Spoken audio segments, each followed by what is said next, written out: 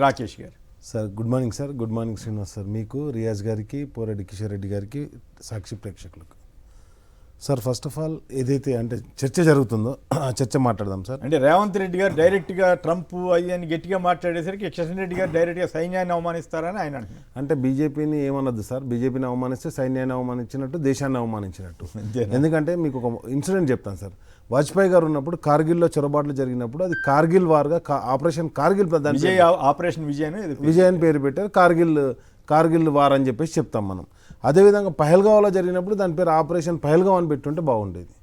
అంతేగాని దాన్ని ఏంటంటే హిందుత్వానికి జోడిస్తూ దాన్ని మనం బీజేపీ పార్టీ ఎట్లా వాడుకోవాలని చెప్పేసి దాన్ని వాడుకోవడానికి బీజేపీ వాడుకోవడానికి పేరు పెట్టి నెక్స్ట్ వచ్చేసి నేను ఏమంటున్నా అంటే పేరు పెట్టి అందరం మద్దతు తెలిపినాం.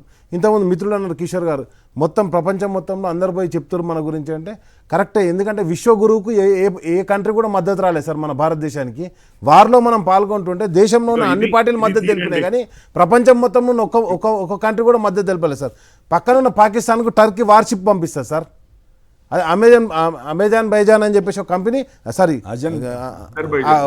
అజర్బైజాన్ అనే ఒక దేశం వాళ్ళకి మద్దతు తెలుపుతారు సార్. నేనేమంటానంటే మనకు ఒక్క దేశం మద్దతు తెలిపదు, మనకి మొత్తంగా ఉంది సార్. ఆయుధాలు కొనుక్కోమని సార్ వాళ్ళు చెప్పింది, ఆయుధాలు కొనుక్కోమని చెప్పారు సార్. వాళ్ళు పంపించిన సుదర్శన్ చక్ర అని ఏదైతే అంటారో అది S-400 అని చెప్పేసి వాళ్ళ దగ్గర కొనుక్కున్న ఆయుధం సార్. నేనేమంటానంటే నిన్న సార్ ఎయిర్ చీఫ్ మార్షల్ అన్నారు సార్, తేజస్ విమానం ఒక్కడు కూడా మాకు అందలేదు అని చెప్పేసి. అంటే ఈ 11 నెలల కాలంలో వీళ్ళు ఏం చేసారు సైన్యాన్ని కానీ స్పష్టంగా తెలుస్తుంది.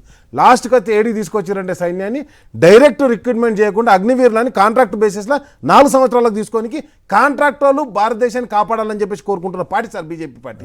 నేనేమంటున్నాను దేశ ప్రజలుగా మేము, ఎందుకంటే ఇన్ని 70 సంవత్సరాలుగా లేని కాంట్రాక్ట్ వ్యవస్థ ఈ 4 సంవత్సరాల కాంట్రాక్ట్ వ్యవస్థ ఎందుకు తీసుకొచ్చారు కాబట్టి నేనేమంటానంటే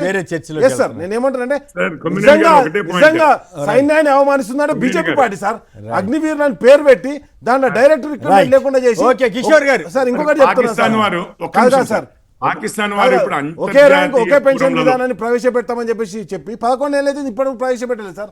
కాబట్టి నేను ఏమంటానంటే మొత్తం కూడా సైన్యాన్ని అవమానించింది ఎవరు అంటే వాళ్ళు చేస్తున్న యుద్ధాన్ని ట్రంప్ చెప్తే ఆపిన వాళ్ళు Congress party sir. Congress party sir BJP party sir.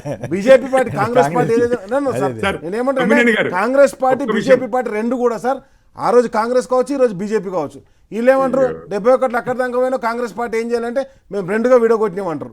అంతే తప్పితే మరి ఎందుకు పీఓకే తీసుకోవాలంటే వీళ్ళు చెప్పారు. అండ్ నెక్స్ట్ వచ్చేసి బీజేపీ పార్టీ ఏం చెప్తుంది ఈ రోజు కంప్లీట్గా బీజేపీ. మరి సరే సార్ అది సింధూర్ గురించి మేము తలుచుకుంటే మొత్తం అయిపోద్ది, పీఓకి వచ్చేస్తుంది, పాకిస్తాన్ 4 ముక్కలు ఎక్కడ సార్. ముఖ్యమంత్రి గారు ఈడీలో పేరు రాగానే చక్కగా పోయి ఆ నీతి ఆయోగ్ ఆ మీటింగ్ లో కూర్చున్నాడు. అప్పుడు చోటేబాయ్ బడేబాయ్ అయినరు.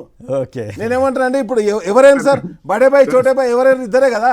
నేనేమంటానంటే కాంగ్రెస్ పార్టీ బీజేపీ పార్టీ దొందే సార్. సైన్యాన్ని ఏ విధంగా వాడుకుందాం, ఆ యుద్ధాన్ని ఏ విధంగా వాడుకుందాం అని ఇద్దరు ప్రయత్నాలు చేస్తారు. రైట్ కిషోర్ గారు, సంక్షిప్తంగా దీని మీద సమాధానం చెబితే కవిత బీజేపీ విలీనం కవిత పాకిస్తాన్ వారు అంతర్జాతీయ ఫోరంలలో కాంగ్రెస్ వారి స్టేట్మెంట్స్ వాడుకుంటోందండి. ఇక ఇప్పటి నుంచి బీఆర్ఎస్ వారి స్టేట్మెంట్స్ కూడా వాడుకోవడం మొదలు పెడుతుంది పాకిస్తాన్ వారు.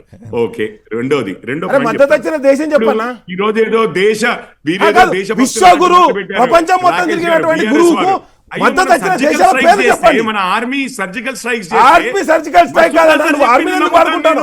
You are not army soldier, you are a BJP కార్యకర్త. ఆర్మీని వాడుకుంటారు. అరే మనకు మద్దతు వచ్చిన దేశాల పేర్లు అడుగుతున్నాం సార్. మనకు మద్దతు వచ్చిన దేశాల పేర్లు అడిగారు కదా సరిపోద్ది. ఓకే, భారత్ ని కూడా అట్లాగే మోసం చేస్తున్నారు ఈ బీఆర్ఎస్ వారు. బీఆర్ఎస్ వాళ్ళు కాదు సార్, మనకు మద్దతు వచ్చిన